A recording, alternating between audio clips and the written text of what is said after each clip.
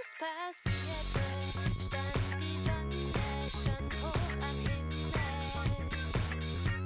Der Nachmittag brachte eine Antwort und die Erlösung.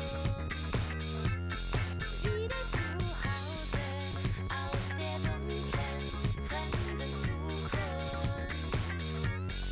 Wieder zu Hause, denn er war nicht fortgegangen.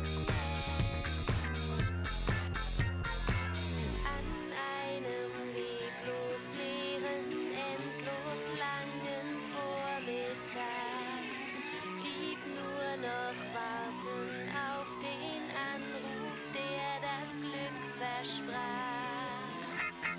Als es passierte, stand die Sonne schon hoch am Himmel. Der Nachmittag brachte Gene Borkhausen is here with me today, and I feel very fortunate. It's nice to show the wide spectrum of jobs and careers and work that one can do in Germany with German. Gene is an opera singer, professional in Germany. I am. Yes. How long have you been in Leipzig now? I have been living in Leipzig, Saxony, Germany since 2008. And prior to that, I lived 1 year in Augsburg, which is in Bavaria. I believe. Where is it in Schwaben? No, Yeah, Bavaria, Bavaria, yes. Yes, that's as a professional singer. That's amazing. Did you study fine arts? I did. I have a voice degree from the University of Arizona, my bachelor's. Then I have a master's in voice as well from the University of Michigan. And I did various apprenticeships and internships afterwards at some companies in the United States. And I also studied at the Manhattan School of Music in New York for 1 semester. And throughout all of that, I was required to take language classes in Italian, French, and German, as well as diction, which is specifically how one speaks and sings, moreover, in those languages. How did you make the jump to Germany? Did you audition specifically for Augsburg? Well, in Germany, or in German-speaking Europe, there is a tradition that most towns, even very small ones, have a theater. So there are many more opportunities to work full-time in a theater, whether you're an actor, an opera singer, or a dancer, a ballet dancer. For instance, in Leipzig, we have a ballet company, a theater company, and a company that specializes in operetta, which is like the musicals, well, kind of Germany.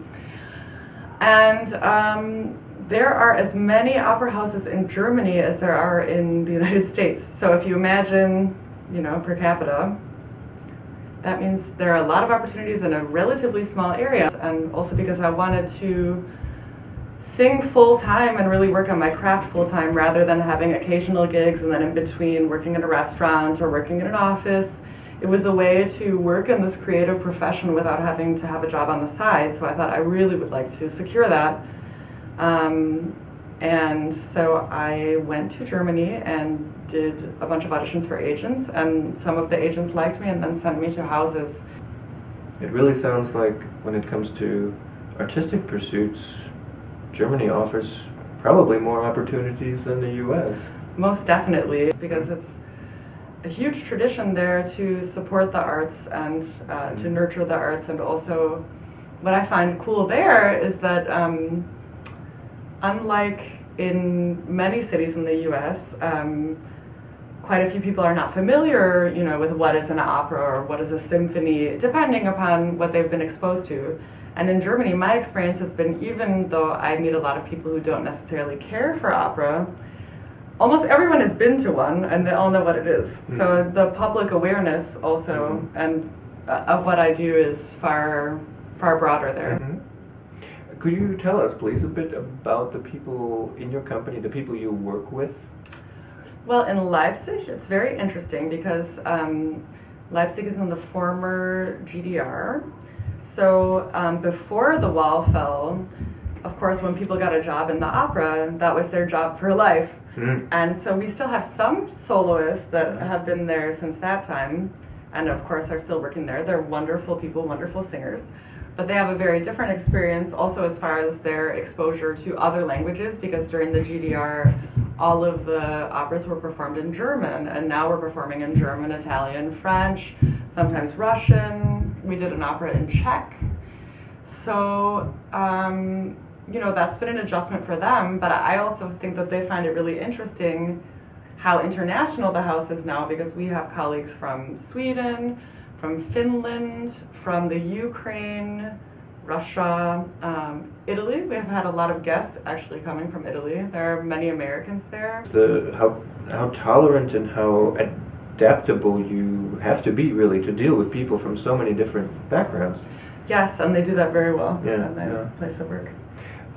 As far as you can tell, from your perspective, other than sheer talent, what are employers looking for in your field? I would definitely say for working in Germany, you do not have to be fluent in the language, but you have to be able to rehearse and do all of your everyday stuff in German, or pick it up pretty fast. I actually was not secure with my German ability when I moved to Germany, but you just living there and being immersed in it, you learn it really fast.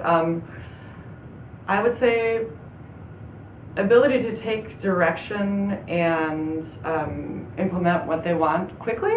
Multitasking is very important, and I would say being very open-minded and being sounds strange, but pleasant to be around. I think that's pretty important. Creating a good work environment. Sure. I think it has a high priority. Nobody wants to deal with big divas. Unless you really are the most famous person in the world, and then maybe you can act like that. Yeah. I wanted to give you the opportunity to do a little public relations. If you could tell our audience some of the nice roles you've had. Well, I have had the opportunity to sing many amazing parts, both in Augsburg and in Leipzig. One of my favorite composers is Mozart, and I did sing Dorabella in Così fan tutte, as well as Donna Elvira in Don Giovanni, which was a big challenge for me and something that I found suited me very well. I have sung a lot in German. So Hänsel and Hänsel and Gretel, and then it's been very interesting. I've had small parts in a lot of the Wagner operas, which is quite an experience. From the size of the orchestra to how passionate the public there is about Wagner to how the language is used. That is some very complicated German that every time I hear it or read it, I notice new things. It's very poetic and interesting. Most recently, I sang Octavian in Der Rosenkavalier, which is the lead role in that piece by Strauss, and that was a wonderful challenge, and I'm very glad that I was already living in Germany for 7 years before I sang it.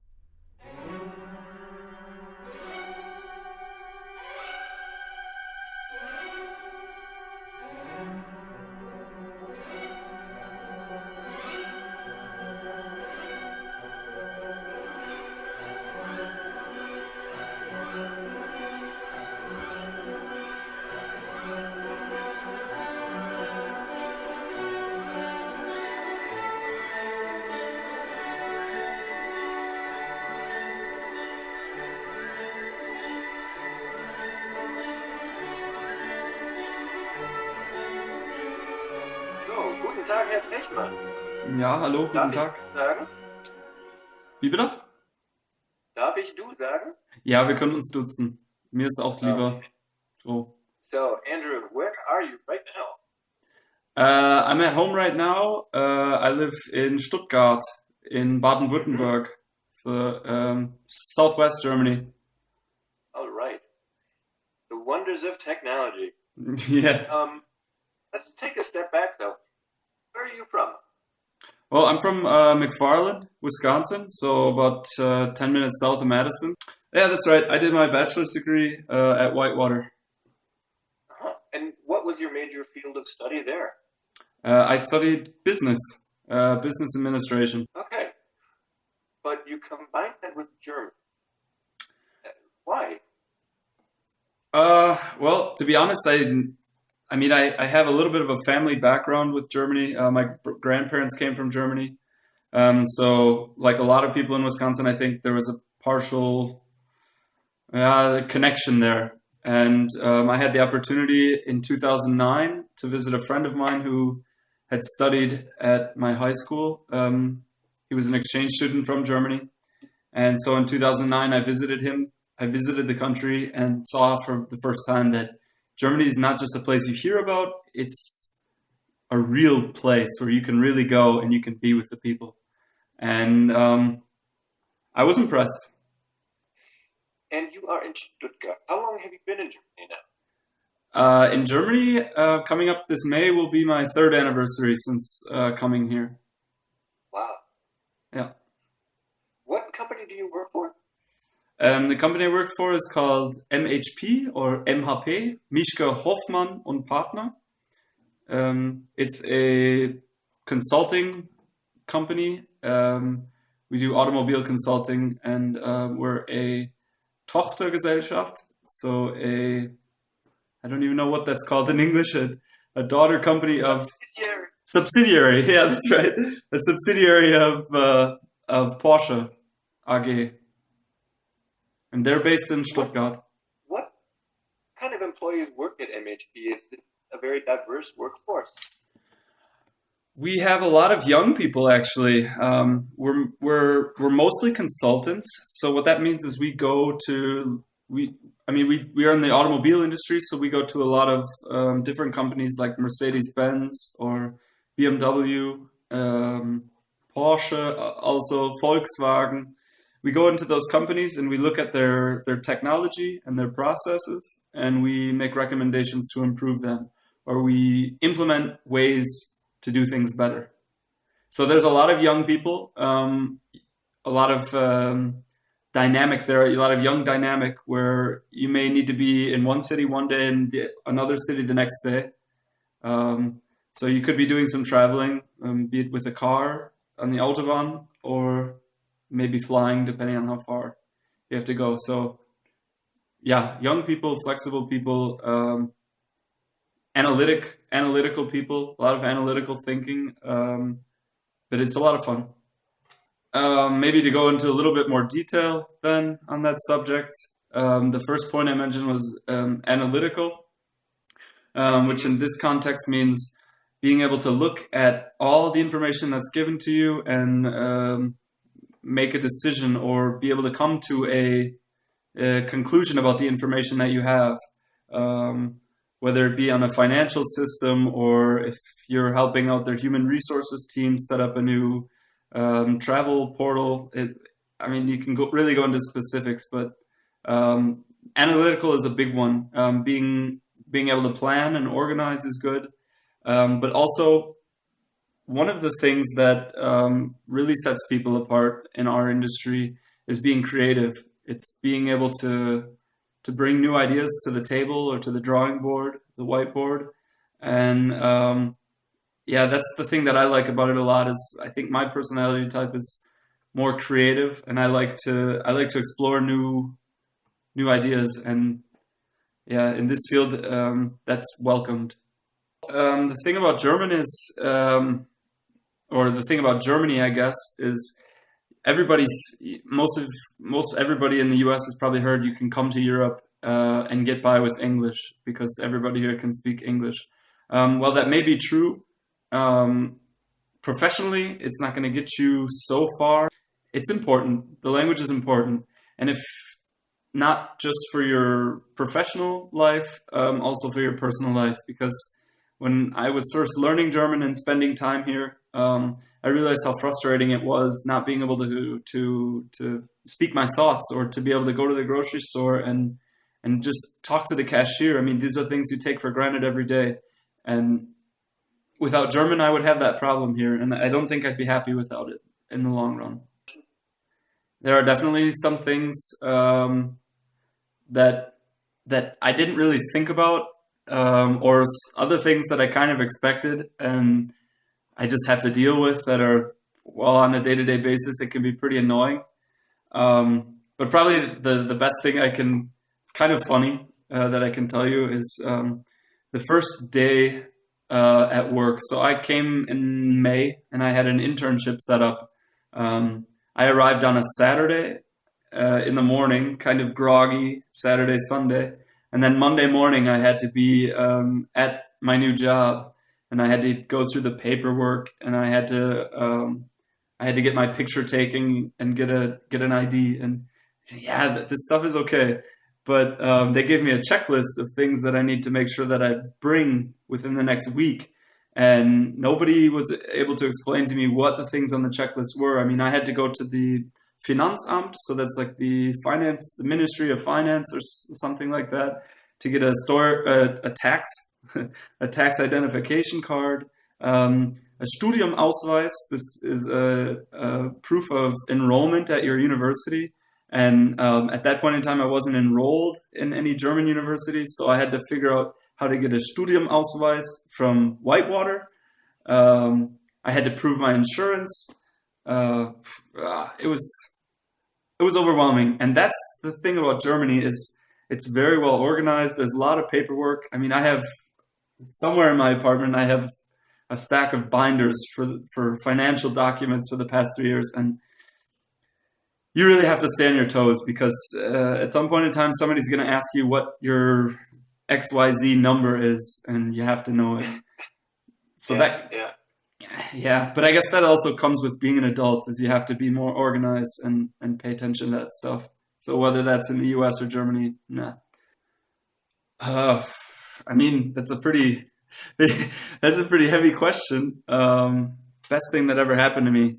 Yeah, it pulled me out of my element. It showed me a world I never knew existed. And I mean, I don't know how I can explain this to somebody that's never experienced it for themselves, but I guess the best way I can try to help somebody visualize that is, you see in movies or in pictures, or probably with Germany, a lot of history documentaries.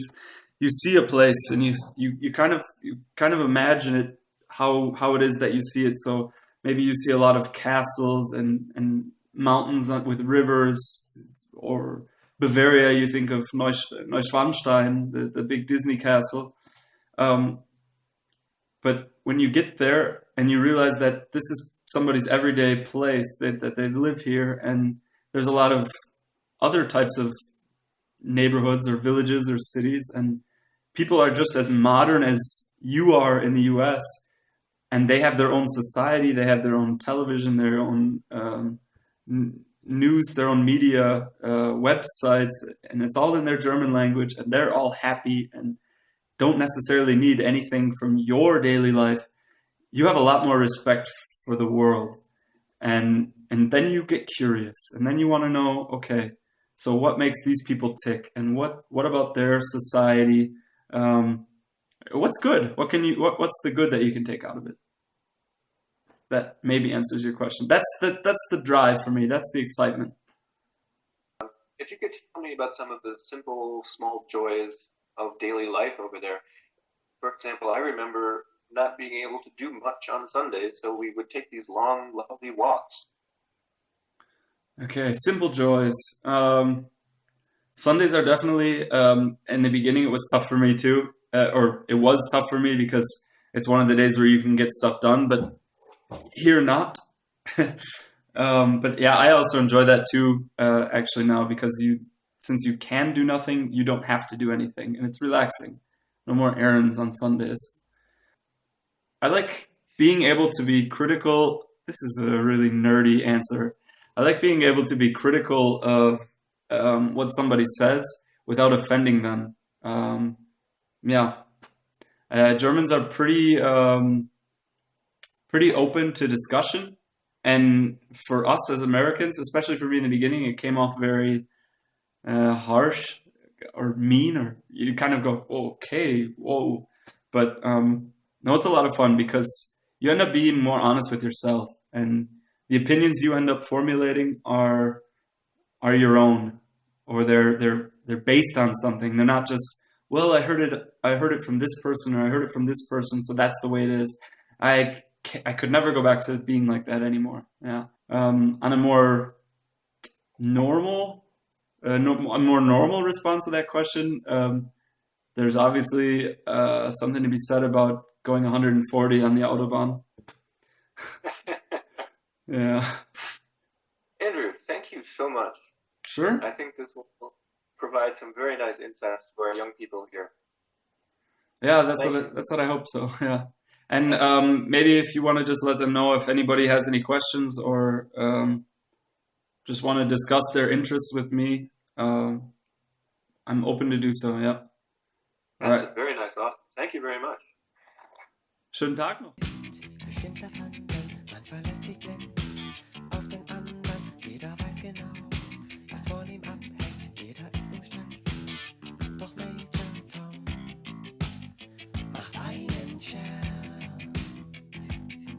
Dann hebt er ab und völlig losgelöst von der Erde spielt das Raumschiff völlig schwerelos.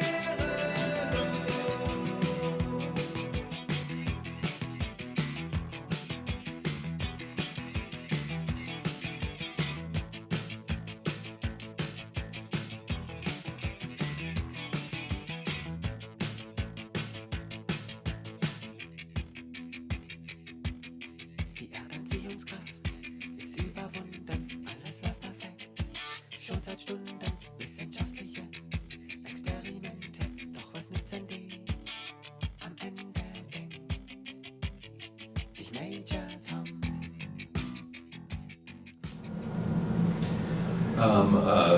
I'm Joe Whipple. I'm a professor of the practice here at Boston University in the Frederick Pardee School of Global Studies. And I've been asked to make some remarks about the importance of language, how language has helped me, and how language, knowing another language, can help almost anyone in their career development as well as their personal satisfaction.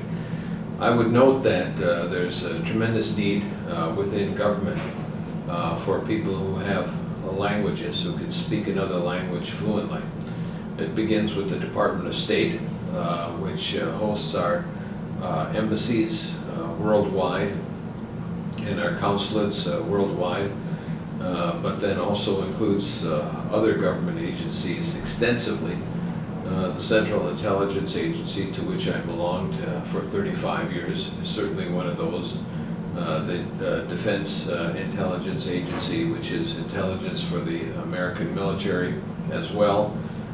They all need linguists in posts where they are located, including Germany, for instance, and Italy in Europe. As well as the Foreign Commercial Service, which deals in trying to sell American goods overseas, as well as gain investment for the United States.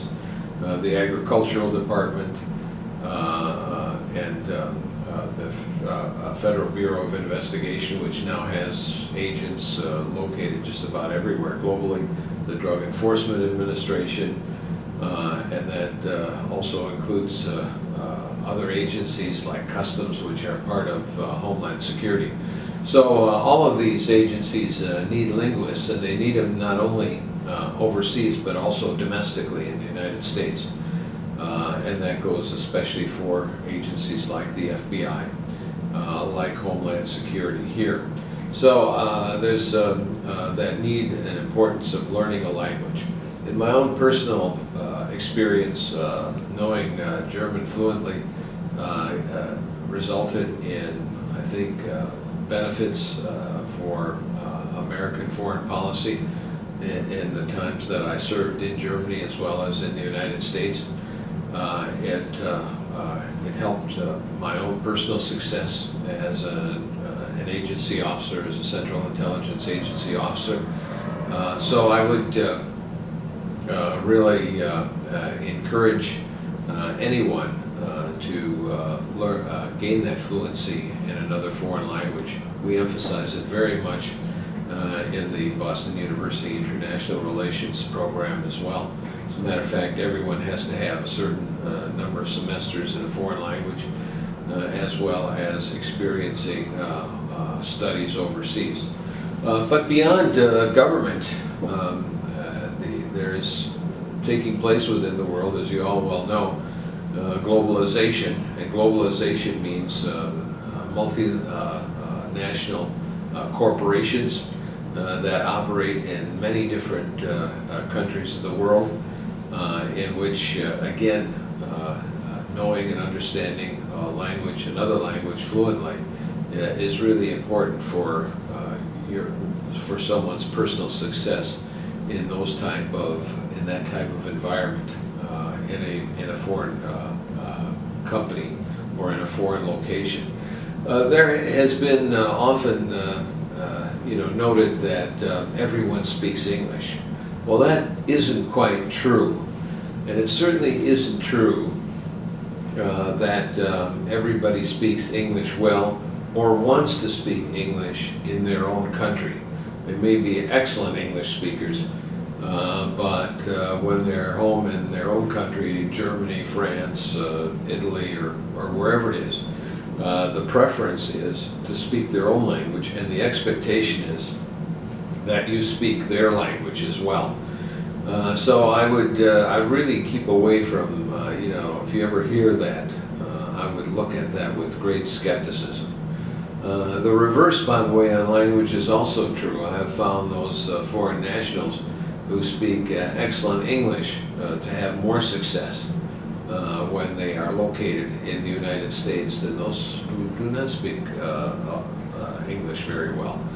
So in summation, something that has always been almost an obsession with me in my previous job in the Central Intelligence Agency, continues now as a professor at Boston University, is an emphasis on language and fluency in a language. With that, it will not only enrich your life, but it will assist you in whatever career opportunities lay ahead of you. So with that, I'd like to just end and wish you all the best in your continued studies of German.